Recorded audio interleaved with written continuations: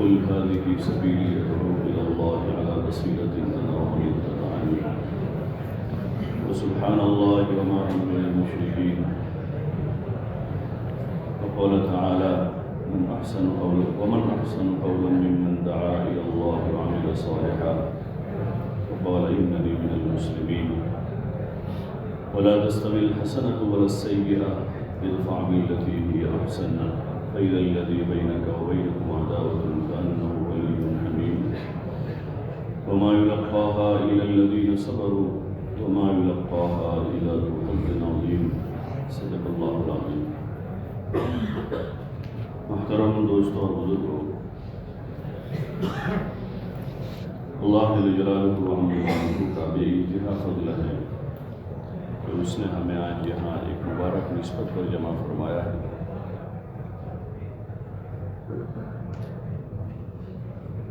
مختلف علاقوں سے آپ حضرات تشریف لائے ہیں، مختلف مسجدوں سے، مختلف شہروں سے. جمع ہونے کا جو مقصد ہے وہ صرف اور صرف دین اور دین کی محنت ہے. آنے والوں میں سے کسی کی اپنی ذاتی کوئی غرض نہیں، نہ کوئی کاروبار کی غرض ہے اور نہ کوئی رشتہ داری کی بنیاد پر جمع ہوا ہے. یہ جمع ہونا صرف اللہ ہی کے لیے اور دین کی دعوت، دین کی محنت کے سلسلے میں ہے. اس نسبت سے ہماری مجلس بہت مبارک ہے، بہت قیمتی ہے. اللہ پاک ہمارے اس جمع ہونے کو، جڑنے کو قبول فرمائے اور ہم سب کے لیے اور پوری امت کے لیے خیر اور ہدایت کا ذریعہ بنائے. دعوت کے اس مبارک کام کا مقصد یہی ہے کہ ہر فرد امت اپنی ذات سے ہدایت پر آئے.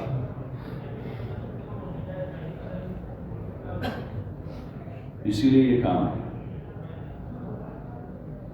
آدمی کام کرتے کرتے دھیرے دھیرے ہدایت والے راستے پر آگے بڑھے، جس کی ہم روزانہ دعا کرتے ہیں اہدنا الصراط المستقیم. روزانہ دعا کرتے اور نماز میں کرتے یا اللہ ہم کو سیدھے راستے پر چلا دے. اور سیدھا راستہ کون سا؟ صراط الذین انعمت علیہم، ان لوگوں کا راستہ جن پر تو نے انعام کیا. دوسری جگہ کلام پاک میں ہی اسی تفسیر ہے کہ منعم علیہم کون ہے، جن پر انعام ہوا وہ کون لوگ ہیں؟ من النبیین والصدیقین والشہداء والصالحین. روزانہ ہم اللہ پاک سے انبیاء، صدیقین، شہداء اور صالحین کے راستے پر چلنے کی ہم دعا مانگتے ہیں.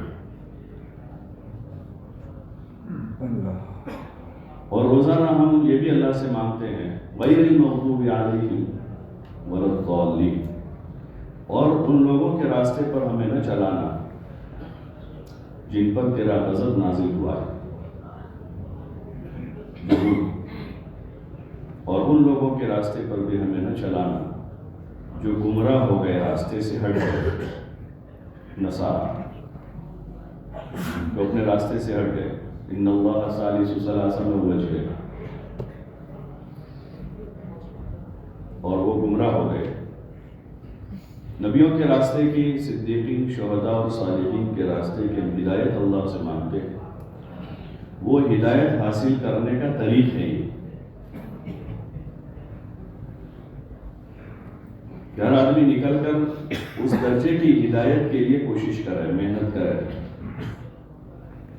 اور اس کے لیے یہ اعمال ہیں، صبح شام رات دن جو اعمال سے ہم گزر رہے ہیں وہ اعمال اس کے لیے، جس میں دعوت ہے، تعلیم و تعلم ہے، ذکر و عبادت ہے اور خدمت. ہدایت پانے کے جو اعمال ہیں یہ اعمال ہیں کہ ان اعمال کے ذریعے سے آدمی آگے بڑھے گا اور ان اعمال کے راستے سے اللہ کا قرب حاصل کرے گا اور ان چیزوں سے بچے گا جن چیزوں سے اللہ پاک نے بچنے کا حکم دیا ہے. اس کو تقویٰ کہتے ہیں. یہ تقوی کے ساتھ رہے گا، سارے کاموں سے آدمی بچے گا، چاہے وہ چھوٹے درجے کے گناہ ہو یا بڑے درجے کا، آنکھ کا شعلہ ہو یا چنگاری ہو، شعلہ ہو یا آدمی، دونوں سے بچتا ہے۔ شعلہ پھر فوری نقصان کی طاقت رکھتا ہے اپنے اندر کہ فوری طور پر بڑا نقصان کرے گا، اور چنگاری جو ہے وہ بھی بعض مرتبہ بڑا نقصان کر جاتی ہے۔ ابھی ہے معمولی، لگ گئی کوئی حرج نہیں، کپڑے میں چھوٹا سوراخ ہوگا اور کیا ہوگا، لیکن چنگاری جنگل جلا دینے کے لیے کافی ہو جاتی ہے، گھاس پر لگ گئی ہو تو پورا جنگل خاک کر کے راکھ کر کے چھوڑ دیتی ہے۔ تو ایسے چھوٹے درجے کا گناہ ہو یا بڑے درجے کا گناہ، گناہ ہی، پیشاب کا قطرہ ہو یا پیالہ ہو، تو اس سے اجتناب ہے، تو اس سے بچتا ہوا آدمی ہدایت کے راستے پر سفر کرے، اور ہدایت بھی انہی لوگوں کو ملے جن اللہ پاک میں جو پہلا سفر ہے ہدی للمتقین، متقین کے لیے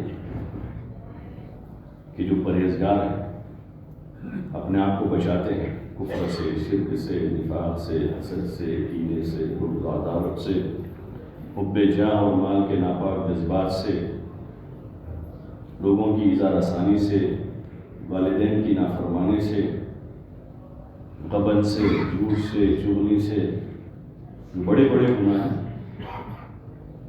اجتناب آدمی کرتا ہے کہ یہ متقی ہے، تقوی کی زندگی گزارا، تو پھر ہدایت کا راستہ آسان ہو جاتا ہے متقین کے لیے،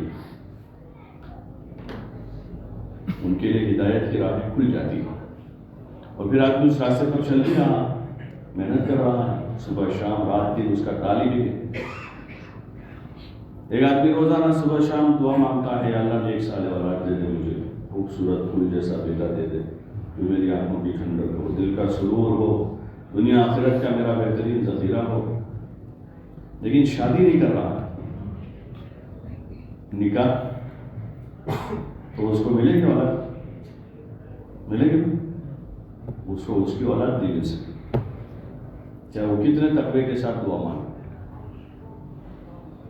کتنی آموزاری سے دعا کرے گا، کہ اس لائن کا جو محنت ہے وہ محنت اس نے اختیار نہیں کی۔ ایسے ہدایت کی اس دعا کے ساتھ ساتھ روزانہ صبح شام رات دن ہر نماز میں اس کی دعا مانگتے ہوئے وہ ہدایت کی محنت ہے۔ یہ جو اعمال دعوت ہے، حضرت مولانا یوسف صاحب رحمۃ اللہ علیہ اس کو اعمال ہدایت سے بھی تعبیر کرتے تھے، دعوت، تعلیم، ذکر و عبادت، خدمت۔ انبیاء علیہ السلام کے زندگی کے جو کام تھے ان میں یہی بنیادی کام تھے، یہی بنیادی کام تھے، اور ہر کام میں وہ آگے تھے، ہر کام اپنی جگہ بہت ضروری ہے، ہر کام اپنی جگہ بہت ضروری ہے، جیسے جسم کے سارے اعضاء اپنی جگہ بہت ضروری ہے، دو کان اپنی جگہ بہت ضروری ہے، آنکھوں کی فضیلت بیان کرتے کان کو ہم اس کا انکار نہیں کر سکتے یا اس کو کم نہیں بتا سکتے، اور زبان کی فضیلت بیان کرتے ہوئے ہم آنکھوں کو کم نہیں کر سکتے، ہر ایک کا اپنی جگہ درجہ ہے، اور اللہ پاک نے ہم سب میں وہ استعداد رکھی ہے کہ ہم وہ سارے کام کریں، سب میں استعداد ہے، دعوت بھی دیں، صبح شام رات دن چلتے پھرتے اٹھتے بیٹھتے، عمومی خصوصی گشتوں میں جا کر، راہ خدا میں نکل کر، گھر کی چار دیواری میں رہ کر، اور اپنا دین سیکھیں، سکھاویں، دین سیکھیں بھی، جو نہیں آ رہا ہے وہ سیکھیں گے، موت تک طالب علم۔ صحابہ جتنے بھی بڑے کبار صحابہ ہیں عمر کے اعتبار سے، ان سب نے بڑی عمر میں دین سیکھا ہے پورا، حضرت ابوبکر، عمر، عثمان رضی اللہ عنہ، عبدالرحمن بن عوف وغیرہ جو بڑی عمر کے تھے، اور بھی دیگر جتنے صحابہ، کوئی 35 سال کی عمر میں، کسی نے 40 سال کی عمر میں اسلام قبول کیا ہے، کسی نے 50 سال کی عمر میں قبول کیا، اس کے بعد انہوں نے علم سیکھا ہے، اور جو سیکھا وہ سکھایا، جو سیکھا اس کو اچھی طرح سے سیکھا، اچھی طرح سے،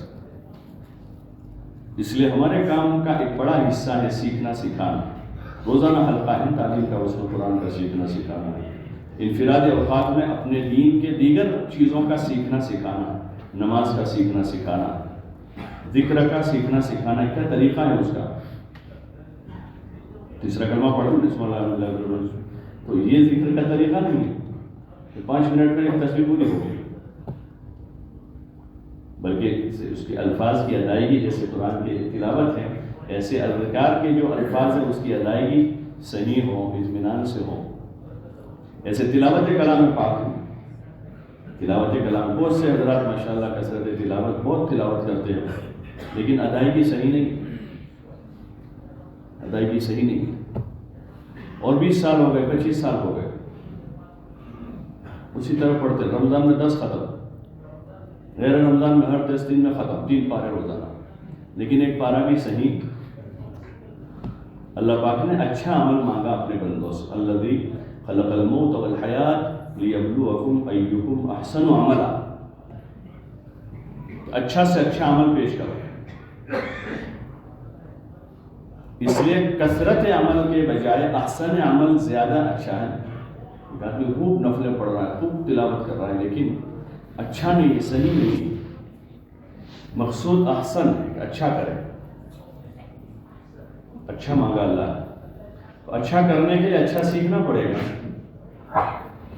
اور چاہے آدمی 50 سال کا ہو، 60 سال کا ہو، 70 سال کا ہو، سیکھنا سکھانا یہ ہمارے دین کا بہت بڑا حصہ ہے. حضور صلی اللہ علیہ وسلم جہاں ایک طرف داعی ہیں، وہ دعوت دے رہے ہیں امت کو، تو وہاں آپ معلم ہیں، آپ معلم استاد ہیں، سکھا رہے ہیں. آپ اوپر سے لے رہے ہیں اللہ کی طرف سے، وحی کے راستے سے آپ کے پاس آ رہا ہوں، اور آپ اپنی امت کو سکھا رہے ہیں. خلفائے راشدین سیکھتے سکھاتے تھے اپنا دین، نماز، اذکار، تلاوت، اس کا طریقہ. حضرت عمر رضی اللہ عنہ کے بارے میں معروف ہے، وہ فرماتے کہ میں نے سورہ بقرہ 12 سال میں سیکھی. ان کی زبان تھی عربی، عربی ان کی زبان تھی ایک سورت، لیکن ان کے زمانے میں معمول یہ تھا، سیکھنے سے مطلب یہ ہوتا تھا کہ کیا کہتے ہیں اپنے اس میں تھیوریکل پریکٹیکل، تھیوری ہے پریکٹیکل دونوں، یعنی اس کے الفاظ بھی سیکھتے تھے اور اس کو عمل سے بھی سیکھتے تھے. اس طرح اس کا عمل. مسواک کرنے تک کا طریقہ محفوظ کیا صحابہ نے حضور صلی اللہ علیہ وسلم کہ آپ کیسے مسواک کرتے تھے. نسائی کتاب ہے حدیث کی، اس میں بہت تفصیل سے مسواک اور وضو وغیرہ کی روایت ہے. حضور صلی اللہ علیہ وسلم صبح اٹھتے تھے، مسواک کیسے کرتے تھے، اوپر نیچے دائیں بائیں. پھر آگے ایک روایت اور آتی ہے اس میں مزید کہ حضور صلی اللہ علیہ وسلم اس مسواک کو زبان پر بھی گھماتے تھے، حتیٰ یقول آ آ. صحابی نقل کر رہے ہیں ایسا کہ آپ صلی اللہ علیہ وسلم اوپر نیچے دائیں بائیں دانتوں پر اچھی طرح سے مسواک گھمانے کے بعد پھر اس کو زبان پر، مسواک کو سیدھی زبان پر لاتے تھے اور پھر اس کو زبان پر پھراتے تھے ایسے اندر، تو زبان صاف ہو جائے اچھی طرح سے. تو اس میں وہ صحابی جو نقل کر رہے ہیں کہ حضور صلی اللہ علیہ وسلم اس طرح مسواک کرتے تھے، یہاں تک کہ آپ کی زبان سے، آپ کے منہ سے ایسی آواز نکلتی تھی آ آ. جب مزید آگے جاتا ہے اندر آواز نکلتا ہے، حلق سے انگلی بھی جاتی ہے. یہ انہوں نے نقل کیا ایسا. آپ کیسے وضو کرتے تھے؟ حضرت علی کہہ رہے ہیں جن کو حضور صلی اللہ علیہ وسلم کا وضو دیکھنا ہو آ جاؤ. تو کچھ صحابہ جمع ہوئے، پانی کا لوٹا منگوایا، اور پھر آپ نے ایک ایک کام وضو کا جو ہے اس طرح سے ناک میں پانی چڑھایا، یہ کیا وہ کیا، سارا ہاتھ دھوئے پیر دھوئے، سب بتائیں اس طرح حضور صلی اللہ علیہ وسلم وضو کرتے تھے. ایسے پورے دین کو سیکھا سکھایا. کوئی کتاب نہیں لکھی، وہ کاغذ کا زمانہ ہی نہیں تھا، پورا دین اس طرح سے نقل ہوا. وہ پورا ایک ایک چیز کو اچھی طرح سے، یہاں تک کہ اتنا سیکھنے سکھانے کا رواج تھا کہ جو ان کے غلام گھر کے تھے، کام کرنے والے نوکر، آپ حضرات کے تو سب کے گھروں میں، صحابہ کا معمول یہ تھا کہ ان نوکروں کو بھی دین سکھاتے تھے. غلاموں، وہ نوکر نہیں ہوتے تھے، غلام ہوتے تھے. غلام یعنی وہ 100% ان کے تابع، تنخواہ دار نوکر نہیں ہے، وہ شام کو گھر چلا جائے. ان کی گردن جو ہے ان کے پاس ہوتی تھی، یعنی قبضہ ہوتا تھا، ان کا ملکیت ہوتی تھی. تو ان غلاموں کو علم سکھایا. اور ایک زمانہ وہ آیا بعد میں صحابہ کے دور کے بعد کہ وہی بڑے بڑے علماء اور محدث تھے.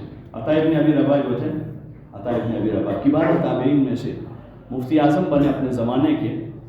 وہ مکے میں عورت کے غلام تھے، ابن عباس کی مجلسوں میں حاضر ہوتے تھے. بڑے لمبی عمر پائی 120 سال کی، بڑے عالم بنے وہ، حبشی النسل تھے اور بڑے علماء. اپنے وقت میں عمومی شاید خلافت کے دور میں وہ مفتی اعظم تھے،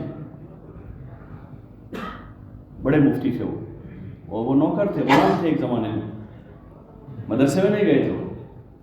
وہ ابن عباس کی مجلسوں میں شریک ہوتے تھے اپنے کام کاج کے کام کاج پورا کرنے کے بعد. وہ ماحول تھا کہ اپنے غلاموں کو علم اتنی قیمتی چیز سمجھی گئی ہو کہ غلاموں کو بھی لوگ اس سے محروم نہیں رکھتے تھے. چاہے کہ ہم اپنے اولاد کو اس سے محروم کر دیں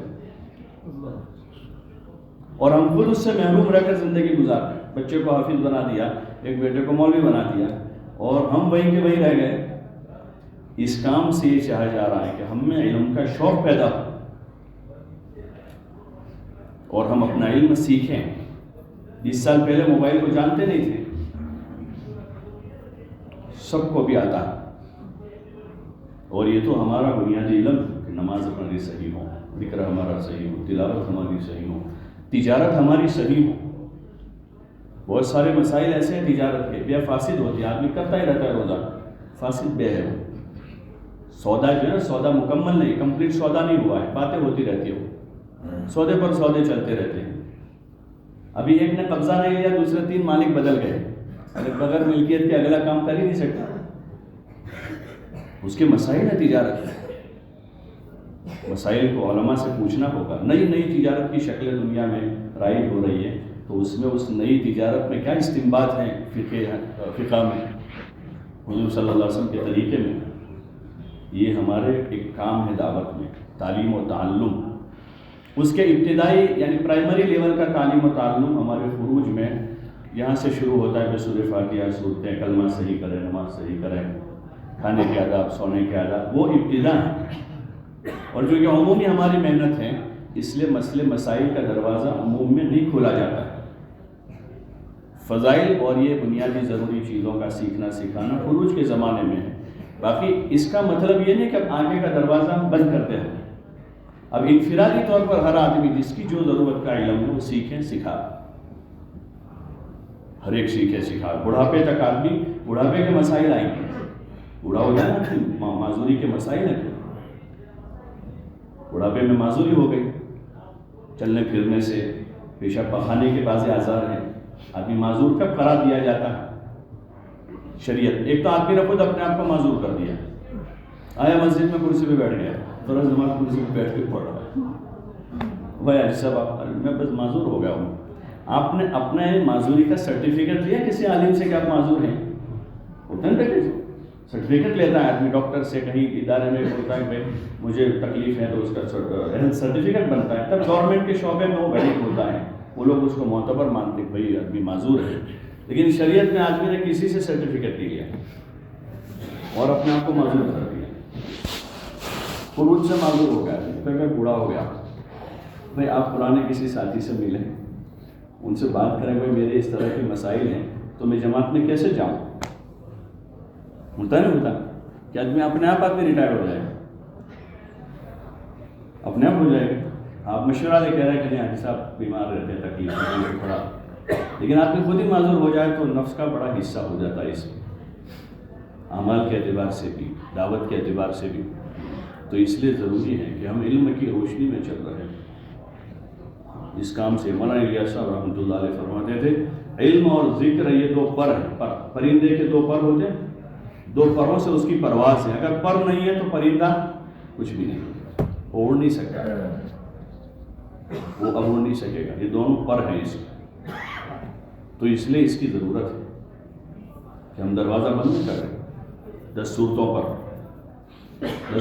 دروازہ، 10 صورتیں تو اجتماعی حلقے کی مشق کے لیے ہیں، تصحیح کلام پاک کے لیے 10 صورتیں اجتماعی حلقے کا. انفرادی طور پر اب آدمی سورہ یاسین یاد کریں، سورہ ملک یاد کریں اور صورتیں یاد کریں. ہمارے ایک ذمہ دار ساتھی ہیں، ان کی عمر تقریباً ابھی 70 سال کی، کافی ملکوں میں بھی گئے، اندر سفر کیے، کافی بھی کام کر رہے ہیں ماشاءاللہ. انہوں نے ابھی 1 سال پہلے تکمیل کیا، حفظ مکمل کیا، پورا قرآن شریف یاد کر لیا، اپنے سارے کاروبار اور دعوت کے سارے کام کاج کے ساتھ کر لیے. ایسے بہت سارے ملے. مولوی عبد الرحمن صاحب انہوں نے بھی ابھی یاد کیا، 2 سال پہلے پورا کیا. مولوی یونس مرحوم تھے جو یہاں دفن ہوئے، زامبیا میں، انہوں نے بھی بس وہ انتقال سے 2-3 سال پہلے ہی مکمل کیا تھا۔ حضرت مولانا عمر صاحب رحمۃ اللہ علیہ نے بھی بڑھاپے میں قرآن یاد کیا تھا۔ وہ پھر کہتے تھے بھائی میرا آپ کا 55 کا ہے، میرا 55 کا ہے۔ تو سیکھنے سکھانے کے لیے ہمارا، جیسے ہم بچوں کے لیے فکر کر رہے ہیں، ہم اپنے لیے فکر کریں کہ اپنا دین سیکھیں، یہ مقصد ہے۔ اور یہ ہدایت کے راستے کا سفر ہے۔ ہدایت کے راستے کا سفر بغیر علم کی روشنی کے طے نہیں ہو سکتا۔ جیسے گاڑی کو آگے چلنے کے لیے آگے ہیڈ لائٹ ہوتی ہے، اور وہ لائٹ کے بغیر گاڑی رات میں سفر نہیں کرتی۔ یہاں تو رات ہی رات ہے، اندھیرا ہی اندھیرا ہے جہالت کا، اور ہمارے اسی میں چلنا ہے، تو اس میں بغیر علم الہی کی روشنی کے سفر نہیں ہو سکے گا، ورنہ آپ کہیں نہ کہیں جا کے ادھر ادھر ہو جائے گا۔ اور تیسری چیز جو ہے وہ ذکر و عبادت ہے، کہ صبح شام کی تسبیح ہے، کلام پاک کی تلاوت ہے، نوافل کی پابندی۔ حضرت رحمۃ اللہ علیہ فرماتے تھے کسی ایک نفل کی پابندی کر لو تو ایک نفل سے اللہ پاک دوسرے کی توفیق دے دے گا، دوسری سے تیسری، ایک پر جم جاؤ کسی ایک نفل پر، پھر دھیرے دھیرے 6 مہینے 8 مہینے سال میں رغبت ہوگی دوسری نفل کی، تہجد پر جمے یا اشراق پر جم گئے تو آگے تہجد کی توفیق ہو جائے گی، چاشت پر جم گئے، 4 رکعت پڑھنے میں کتنی دیر لگتی ہے؟ نماز سے پہلے کی سنت ہے، نماز کے بعد کی سنت ہے، نوافل۔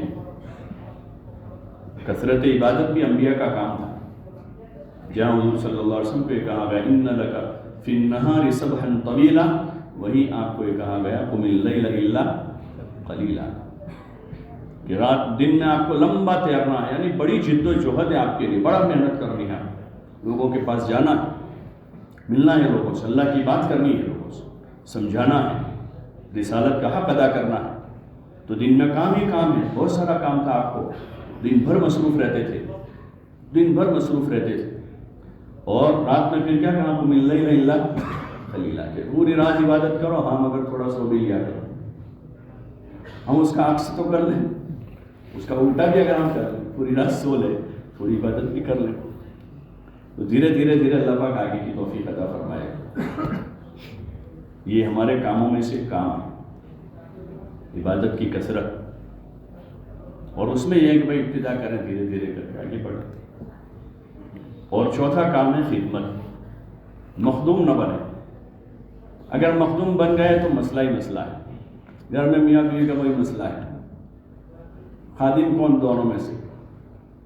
دونوں مخدوم ہیں تو مسئلہ ہے، دونوں خادم بن جائے تو گھر کا کام آسان ہو جائے گا۔ حضور صلی اللہ علیہ وسلم اپنے گھر میں خادم بن کے رہے۔ عائشہ رضی اللہ عنہ فرماتی ہے کہ گھر میں جھاڑو لگا دیتے تھے آپ، اور آٹا گوندھ دیتے تھے، آپ امام الانبیاء تھے، آپ کے جانثاروں کی ایسی جماعت تھی کہ آپ اشارہ کرتے نا تو باری باری سارے صحابہ آ کر آپ کا گھر صاف کر دیتے،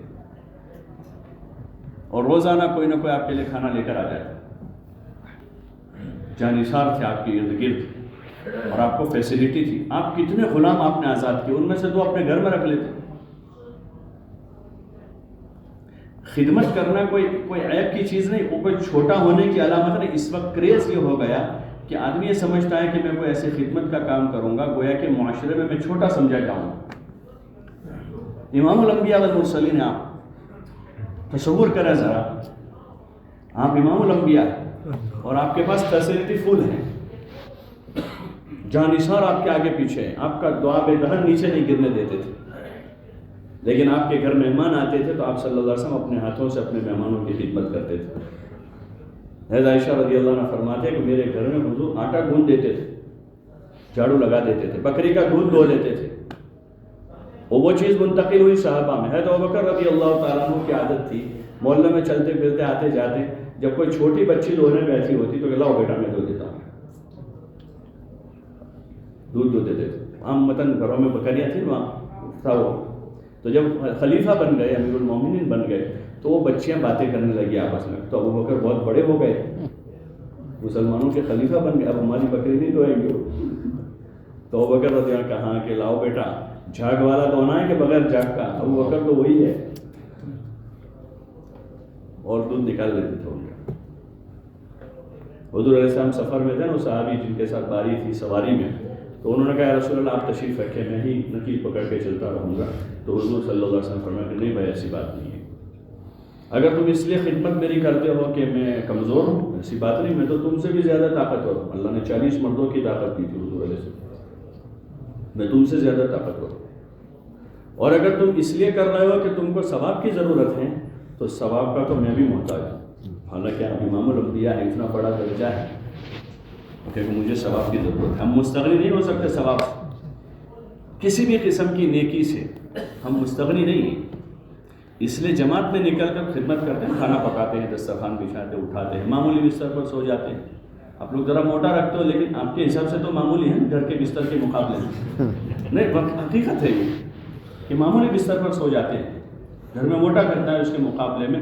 جو زندگی ہم راہ خدا میں نکل کر گزارتے ہیں وہی زندگی اصل ہے، اس سے اوپر نہ جا رہے ہم، ورنہ کام بہت مشکل ہو جائے گا، ہم پھر جماعت میں نہیں جا سکیں گے، عبادت بھی نہیں کر پائیں گے۔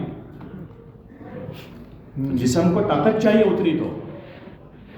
اتنی طاقت تو جسم کو چاہیے کہ کھڑا رہ سکے نماز میں، اللہ ہے کہ کوئی معذوری آدمی کو لگ گئی، بیماری لگ گئی، وہ اپنی جگہ ہے، لیکن بیماری معذوری نہیں لگی ہے، لیکن آدمی آسائش اور آرام کا عادی بن چکا ہے، تو اب یہ سب سے پہلے سفر سے اور خصوصاً تبلیغ کے سفر سے، کیونکہ یہاں عمومیت ہے، مسجدوں میں قیام ہے، مسجدوں میں ٹھہرنا ہے، کبھی تو شیڈ والی مسجد ہوگی اور کبھی بالکل سادہ، نیچے کوئی فرش بھی نہیں ہے، ایسی مسجد میں قیام کرنا ہے، تو یہ ساری چیزیں مشکل ہو جائے گی۔ اس لیے خروج ہمارا جاری رہنا چاہیے، مہینے کے 3 دن، سال کا کم از کم چلتا کسی حال میں، اور اپنی مرضی سے نہ ہو کہ بھائی فلاں جگہ جماعت کا رخ کیا ہو چکا ہے اور دیکھا کہ بہت اچھا علاقہ ہے، میں بھی چلتا ہوں آپ کے ساتھ، ایسے نہیں۔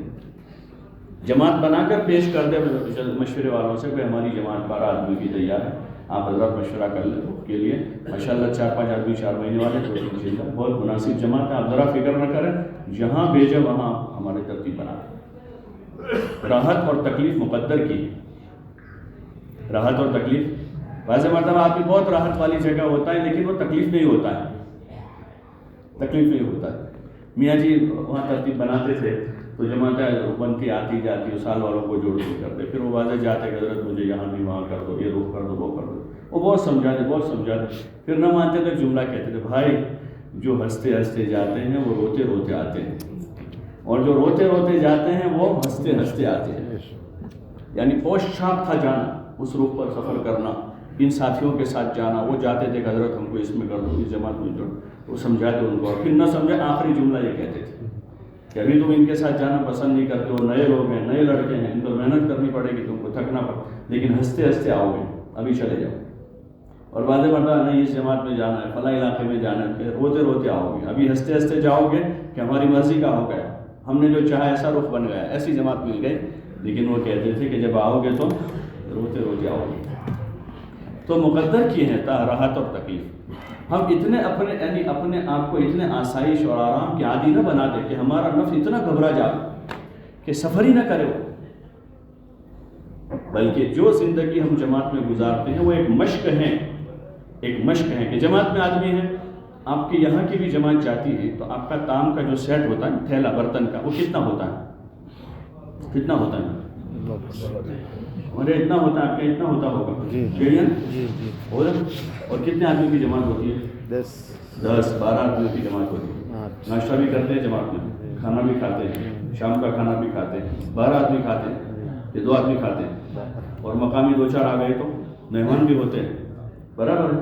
تو اسی تھیلے میں جب 4 مہینے لگ سکتے ہیں تو اتنے تھیلے میں 2 میاں بیوی اور 2 بچوں کے گھر کا کچن نہیں چل سکتا، ارے بھائی چل سکتا نہیں چل سکتا، لیکن ہم اپنا کچن پر نظر کریں کتنا ہے، اور جو بستر ہم لے کر چل رہے ہیں جماعت میں، اس بستر پر جب 4 مہینے اور سال گزر سکتا ہے تو اس بستر پر ہماری زندگی آسانی سے گزر سکتی ہے۔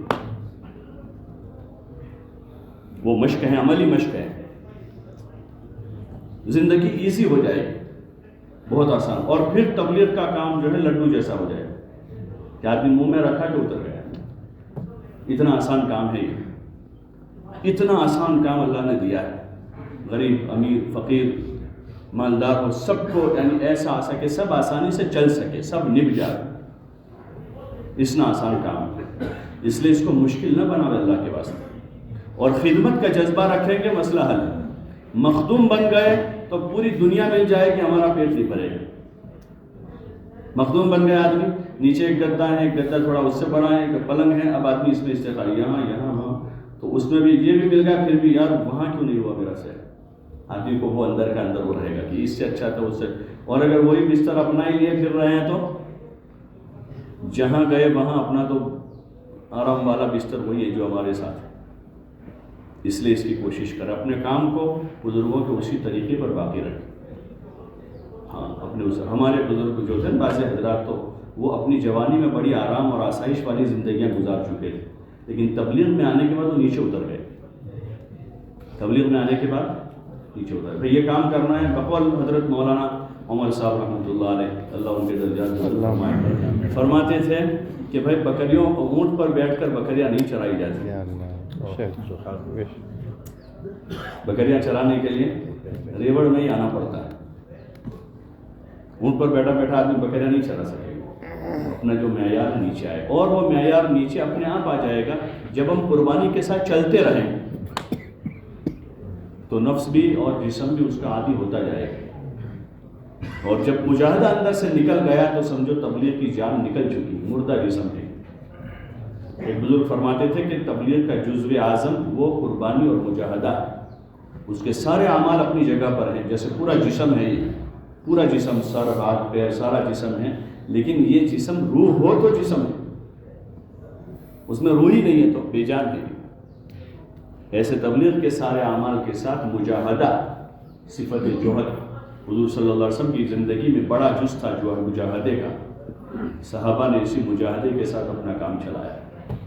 ایک چیز تو یہ ہے کہ ہمارا کہ خدمت کے جذبے کے ساتھ اور مجاہدے کی صفت کے ساتھ جتنا چلنا ہوگا اتنا ہماری بھی زندگی آسان ہو جائے گی، اور ہماری نقل ہمارے بچے اتاریں گے، ہماری اولاد اتارے گی ہماری. ہم چیزوں کے استعمال میں اگر سادہ ہے، گاڑی سیدھی سادھی رکھتے ہیں تو بچہ ہمت نہیں کرے گا ابا سے پا کے ابا مجھے ایسی گاڑی دلاؤ.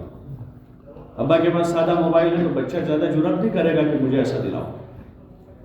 ابا اگر سادہ لباس پہنتے ہیں تو بچہ بہت زیادہ ہمت نہیں کرے گا کہ مجھے ایسا ویسا، بلکہ وہ اور عموماً دیکھتے ہیں کہ باپ کا لباس ہی اولاد میں منتقل ہوتا ہے، زیادہ تر وہی زندگی منتقل ہوتی ہے. اس لیے کوشش ہمیں اس کی کرنی ہو کہ ہم اپنی ذات سے اس سادہ زندگی کے عادی بنیں. کھانے پینے میں، سونے جاگنے میں، ضروریات زندگی میں، سواری میں، مکان بنانے میں. چاہے اللہ نے خوب مال دیا ہے، وہ مال کے مصرف ہیں، یہ مصرف نہیں ہے. بقدر ضرورت مکان بنانا وہ انسانی بنیادی ضرورتوں میں سے ہیں، اس پر تو زکوٰۃ بھی واجب نہیں کہ آپ اپنا مکان بنا. ضروریات زندگی میں اس کو دین نے، شریعت نے شامل کیا ہے، لیکن بقدر ضرورت. چاہت کا نہ ہو، چاہت کا. مولانا ابراہیم صاحب سے ایک ساتھی نے دعا کہا کہ مولانا گجراتی میں دعا کر جو مکان بنائی گا. مولانا کہا کہ بناؤ پن گھٹ تو بناؤ تا گم تو نہ بناؤ تا. یعنی پسند کا مت بنائیے، تھوڑا کم پڑے ایسا بنائیے. گھٹ تو بناؤ جو، گم تو نہ بناؤ، کیونکہ گمتا کبھی نہیں بنے گا. آپ جو چاہ رہے ہو، یہ جو بنایا 2 سال کے بعد دوسرا آپ کے پڑوس میں بنے گا نا، تو آپ کو وہ جو ایسا ہو جائے. اور بیوی اگر وہاں چلی گئی، اس کا دیکھ کر آ گئے تو پھر تو آپ کی خیر ہو کہ رینوویشن آئے گا، پھر اس کے پیچھے فرنیچر چینجنگ آئے گا 1-2 سال میں. اب یہ فریج جو ہے اچھا چل رہا ہے لیکن ڈیزائن ماڈل ورژن پرانا ہو گیا ہے، تو پھر اسی میں زندگی، وہی سوچ فکر، اسی میں ہماری زندگی گزر رہی ہوگی. کام کر رہے ہوں گے تبلیغ کا اور ہوس بڑھ رہی ہوگی دنیا کی. کیا نتیجہ آئے گا اس کا؟ کیا نتیجہ نکلے گا اس کا؟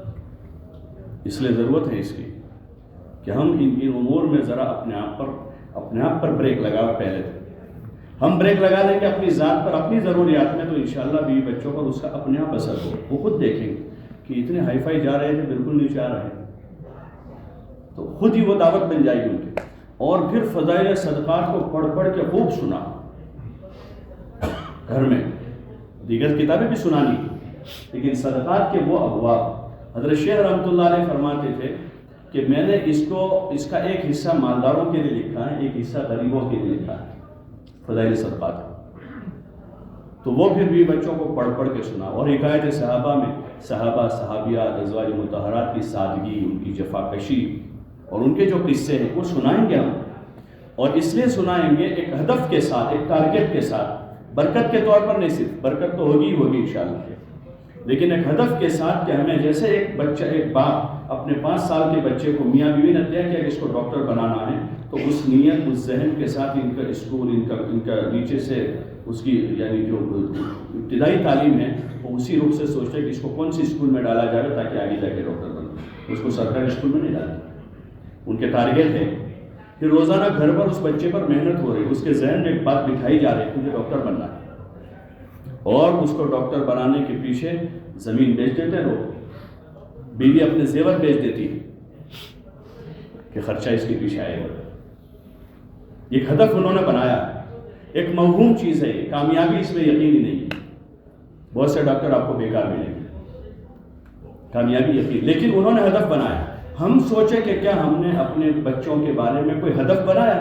خالی اتنا ہدف ہمارا کافی نہیں کہ اس کو حافظ بنانا ہے، مولوی بنا دینا ہے، ضرور بنانا ہے، ضرور بنانا ہے، لیکن ہمارا ہدف ہو کہ یہ حضور صلی اللہ علیہ وسلم کا نمونہ بنے، اس کی زندگی میں سنت کا اتباع ہو، اس کی زندگی میں تقویٰ ہو، عبادت کا ذوق ہو، اللہ کا خوف ہو، اور حضور صلی اللہ علیہ وسلم والے دین کا درد و غم اس بچے کے اندر پیدا ہو۔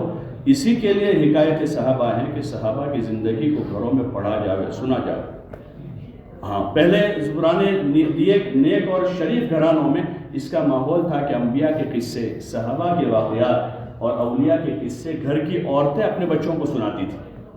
اسی لیے جب مولانا علی میاں صاحب رحمۃ اللہ علیہ نے کتاب لکھی سیرت سید شہید رحمۃ اللہ علیہ، اور مولانا الیاس صاحب کو بھیجی ہدیہ، پھر جب ملاقات ہوئی ہے مولانا علی میاں صاحب رحمۃ اللہ علیہ سے، تو مولانا الیاس صاحب رحمۃ اللہ علیہ نے فرمایا کہ مولانا علی میاں، تمہاری کتاب پڑھ کر میرے علم میں کوئی اضافہ نہیں ہوا، اور پھر فرمانے لگے تم نے جو اس کتاب میں لکھا ہے وہ تو سارے قصے میں اپنے گھر کی دادیوں نانیوں سے سن چکا تھا، کہ سارا وہ اس کا اثر تھا زندگی پر، پھر زندگی پر وہ اثر تھا۔ گھر کی تعلیم سے یہ مطلوب ہے کہ ہم ایک تعمیر کر کے ان کو اپنے ساتھ لے کر جا رہے ہیں، یعنی کہ ہماری پرواز تو خوب اوپر جا رہے ہیں اور بالکل وہ نیچے ہے، پھر تو بہت بڑا گیپ ہو جائے گا۔ اور یہ صاحب رحمۃ اللہ، مولانا عمر صاحب رحمۃ اللہ علیہ فرماتے تھے بھائی اپنے گھر میں تعلیم شروع کر دو، وہی حقیقی تعلیم، رسمی نہیں، ورنہ تم اپنے ہی گھر میں بے گھر ہو جاؤ گے۔ بچوں کی فکر کہیں جا رہی ہے، بیوی کی پرواز کسی رخ پر ہے اور ہماری فکر کسی اور رخ پر ہے، تو یہ گھر کیسے آباد ہو سکے گا اور اس میں دین کیسے آ سکے گا؟ اس لیے گزارش ہے بھائی کہ ہم ذرا سنجیدہ، بڑا وقت گزر گیا اور عمر کا بڑا حصہ گزر گیا، ہم اپنے گھر والوں کے دین کے بارے میں ہم ذرا سنجیدہ ہوں اور اپنی آخرت کے بارے میں متفکر ہوں۔ موت بالکل سر پہ سوار ہے، موت بالکل سر پہ سوار ہے، ذرا فکر مند ہو کر ایک بڑی نعمت اللہ نے اس محنت کے راستے سے ہم کو دی ہے، اس کی قدر کریں۔ اگر قدر کرنے کی ٹھان لی ہے تو پھر آدمی جس چیز کی قدر کرتا ہے نا، اس کی ساری تکلیفوں کو جھیلتا ہے، پھر اس راستے میں آنے والے جتنے مجاہدے محنتیں ہیں اس کو آدمی برداشت کرتا ہوا استقامت سے چلتا رہے گا، کہیں رکے گا نہیں، پابندی سے آدمی کو چلتا رہے گا کہ قدردان ہے، قدردان چلتا رہتا ہے، آزار نہیں کرتا۔ اگر کوئی عذر پیش بھی آیا تو اس کو فوراً دفع کرتا ہے، عذر کی پرورش نہیں کرتا۔ اس آزار تو لگیں گے، انسانی زندگی ہے اور دنیا میں ہے، جنت میں نہیں ہے، آزار لگیں گے، ان آزار کی پرورش نہ کریں۔ عذر لگا بھائی گھٹنے میں درد، تو اس کی پرورش کریں گے، اس کو بڑھائیں گے کہ اس کا علاج کر کے آگے بڑھیں گے۔ بھائی عذر ہوا کہ نیند نہیں آتی ہے، رات میں باہر جاتے ہیں تو اس کو بڑھاتے رہیں گے، بھائی مجھے نیند نہیں آ رہی، نیند نہیں آ رہی، نیند نہیں جا رہا ہوں۔ بھائی نکلیں گے، مشق کریں گے، دن میں نہیں سوئیں گے تو رات میں آ جائے گی، دن بھر سو جاتے ہیں تو رات میں نہیں آتی ہے پھر۔ تو ایسے آزار ہیں، بیوی کا کوئی مسئلہ ہے، بچوں کا، کاروبار کا مسئلہ ہے، تو ان آزار کا حل سوچے، اللہ سے مانگے۔ مولانا یوسف صاحب رحمۃ اللہ علیہ فرماتے تھے کہ بھائی تم جن آزار کی وجہ سے رک رہے ہو، یقینی بات نہیں کہ تمہارے رکنے سے تمہارے آزار حل ہو جائے، لیکن ہاں تم ان آزار کے ساتھ اللہ کا کام کرو گے تو اللہ دین کی محنت کی برکت سے تمہارے آزار کو حل کر دے گا، اور تمہارا یقین بنے گا کہ اللہ نے میرے بغیر کیا، اور گھر والوں کا یقین بنے گا کہ اللہ نے ان کے بغیر کیا۔ ابھی تک تو وہ بھی یہی سمجھ رہے ہیں، وہ بھی یہی سمجھ رہے ہیں کہ یہ ہے تو ہوتا ہے، تم چلے جاؤ گے پھر کیا ہوگا، یہ بڑا مسئلہ آتا ہے، آپ چلے جاؤ گے پھر کیا ہوگا، بچوں کا کیا ہوگا، اسکول کون چھوڑے گا، مدرسہ ان کو کون لے کر جائے گا. یہ بھی ایک نورانی حجاب آیا ہے اس زمانے کا. اور بہت سارے کام ہمارے بغیر سیٹ ہو جاتے ہیں. ہم جب کاروبار ہوتے ہیں اس وقت پر بہت سارے تقاضے گھر کے سیٹ ہو جاتے ہیں، لیکن جب اللہ کی نسبت پر نکلنے کا اور عبادت اور اعمال کے جب مسائل آتے ہیں تو اس میں یہ چیز پیش آتی ہے کہ بھائی اسکول کا مسئلہ ہے، مدرسے کا مسئلہ ہے. ہم تدبیر کریں گے تو سارے مسئلوں کا کوئی حل نکلے گا. اس لیے یہ نہ سوچے کہ نہیں ہوگا اور یہ عذر لگ گیا، اس عذر کو پالے نہیں، پرورش نہ کریں، اس کو دفع کریں. اللہ سے اس عذر کا حل مانگے کہ اللہ اس کو حل کر دے. میری کوئی گناہ کی وجہ سے آیا تو مجھے معاف کر دے، میری کوئی کمزوری ہے کہ اللہ درگزر کر دے، تو مجھے استقامت کے ساتھ چلا دے اور آگے بڑھا دے، آگے بڑھا دے. ایک ایسا مبارک کام ہے، دین کا کام ہے کہ اس میں بندے کی طلب بھی تو ہو، آگے بڑھنے کی طلب بھی تو ہو. ورنہ کسی اور جگہ پر اللہ نے ارشاد فرمایا أَنُلْزِمُكُمُوهَا وَأَنْتُمْ لَهَا كَارِهُونَ، کہ ہم تم کو پیچھے سے چپکا دیں گے تم نہ چاہو تب بھی. ایسا نہیں ہوگا. تو اس لیے ہم طالب بھی ہو کہ اللہ آگے بڑھا دے. اندر ہی اندر سوچ رہا ہے چلا لگانے والا کہ اللہ میرے 4 مہینے کی تبدیل بن جائے. سروزہ لگانے والا سوچ رہا ہو کہ اللہ مجھے آگے کی توفیق دے. 2.5 گھنٹے والا دعا مانگ رہا ہے کہ اللہ 2.5 گھنٹے تو قبول کر لے اور مزید آگے بڑھا دے. گشت کر کے آپ یہ اللہ قبول کر لے اور استقامت نصیب کر دے. یہ نہ ہو کہ اعمال کے چھوٹنے پر بھی آدمی کو ذرا قلق بھی نہ ہو، افسوس ہی نہیں. آدمی 2 سال ہو گئے، 3 سال 4 سال ہو گئے اور آدمی جان بچا رہا ہے تشکیل والوں سے. کوئی جماعت ایسی مضبوط آ گئی تو بعض مرتبہ آدمی نماز بھی کہیں اور پڑھ لیتا ہے، کبھی ان کے ہاتھ لگے تو پھر وہ یاد دلائیں گے. تو یہ اچھی علامت نہیں ہے، یہ اچھی علامت نہیں ہے. آپ حضرات سے گزارش ہے، درخواست ہے، سمجھداروں کا مجمع ہے، خود ہی ہم اپنے لیے مانگے کہ اللہ تو ہمیں توفیق دے دے، ہمیں آگے بڑھا دے. ہمت نہیں ہے تو ہمت مانگے کہ اللہ ہمت دے دے، قوت دے دے. اس کے خزانے میں کسی چیز کی کمی نہیں. اور صحابہ کے واقعات میں، حیات الصحابہ میں جو حضرت مولانا نے جمع کیا ہے سب، تو اس میں تمام قسم کے آزار جمع ہیں اور ان آزار میں وہ کیسے نکلے، مال کی کمی میں اور قوت کی کمی میں اور بیماریوں میں، تنگیوں میں، فاقوں میں، پیاس میں، بھوک میں، کپڑوں کی قلت کے ساتھ. جوتے نہیں ایسا کہ غزوہ غزوۃ الرقاع، چیتڑوں والا غزوہ، کہ جوتے نہیں ہیں پہننے کے، چپلیں نہیں ہیں اور عرب کے صحرا میں چلنا ہے. وہاں سواریاں نہیں، ایسے غزوے پیدل چلنا پڑا. سارے نمونے ملیں گے وہاں، سارے نمونے مل جائیں گے اندر سے. اس لیے علاج وہاں ہے، ہم تلاش کر رہے ہیں دوسری جگہ. مسئلے کا حل کسی کہیں اور ہے اور ہم اس کا حل کہیں تلاش کر رہے ہیں. اس لیے آپ حضرات سے گزارش ہے سب طے کریں انشاءاللہ کہ پابندی اور استقامت کے ساتھ اپنی اس زندگی میں اللہ کی طرف سے ملی ہوئی یہ بڑی نعمت ہے، اس نعمت کی قدر کریں گے انشاءاللہ. کون کون کریں گے اور آگے بڑھنے کی سوچیں گے. مولانا عمر صاحب فرما تبلیغ کا چبوترا نہ بنا، قربانی کا سیڑھی بنا. چبوترا تو بنا دیا، اب آگے کہاں جائیں گے. آدمی اڑنے والا ہوگا وہ بھی نہیں اڑ سکے گا. اور سیڑھی بنائی تو ایک کے بعد دوسری بنے گی. بنتے ہو نیچے سے سیڑھی بنانے والا کاریگر چلتا ہے 1 2 3 4 5 6 7 8 10 15 17 18 19 20 چھت پر چڑھتے چڑھتے چھت پر چلا گیا. چلتے چلتے چلتے چلتے ہماری منزل جو ہے موت کے راستے سے کہاں جانا ہے؟ اللہ کی ملاقات ہے، جو اصل ہمارا ہدف ہے. باقی بیچ میں کہیں کسی جگہ ہمارا کوئی ٹھہراؤ نہیں ہے. ہاں مسافر تو چلتے رہیں گے، حالات آتے رہیں گے، باقی ہماری منزل آخرت ہے. وہی صحابہ والی بات ہے کہ وہ ان کا لاسٹ وہی تھا کہ بھائی ہمارا ہدف جو ہے آخرت ہے، باقی ہم دنیا میں کچھ نہیں چاہتے. تیار ہے انشاءاللہ اس کے لیے؟ سبھی تیار ہیں؟ اب اس کے لیے آپ حضرات سے گزارش ہے اس وقت کہ آپس میں بیٹھ کر مزید بھائی دیکھو ابھی تقریباً 20 منٹ باقی ہے ہمارے پاس، اور اس اتنے وقت میں اپنا کام پورا اتنا کر لو کم از کم کہ روزانہ کے آپ کے 2.5 گھنٹے کا وقت ہے. اور یہ مغرب عشاء والا جو 2.5 گھنٹہ ہے، مغرب عشاء، وہ ایسا ہے کہ جیسے آپ جو ہے 2 لیٹر کے برتن میں 5 لیٹر دودھ بھرنا چاہتے ہیں. آ جائے گا اندر؟ ارے بھائی آئے گا، قیامت تک نہیں آ سکتا. اس کوئی ولی کامل آ کر بھرے گا تو بھی آ جائے گا اندر. ارے آئے گا اندر. مغرب عشاء کا وقت 2.5 گھنٹہ کبھی ہوتا ہے آپ کے؟ ارے ہوتا ہے کبھی؟ تو یہ قیامت تک آپ کا 2.5 گھنٹہ پورا ہے. دوسرا مغرب بعد جو ہے اجتماعی ہمارے اعمال، پہلا گشت، دوسرا گشت، ہفتہ واری اجتماع، ہفتہ واری مشورہ، عموماً یہ اسی وقت میں ہوتا ہے.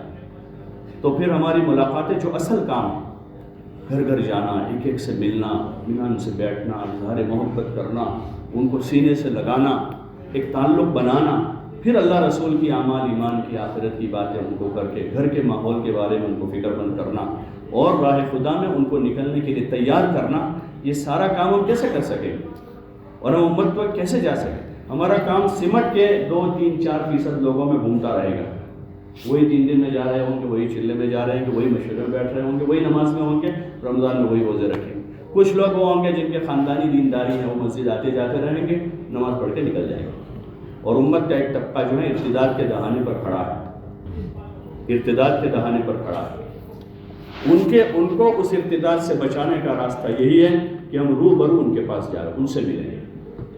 اس کے لیے 2.5 گھنٹے کا وقت صبح سے شروع کریں۔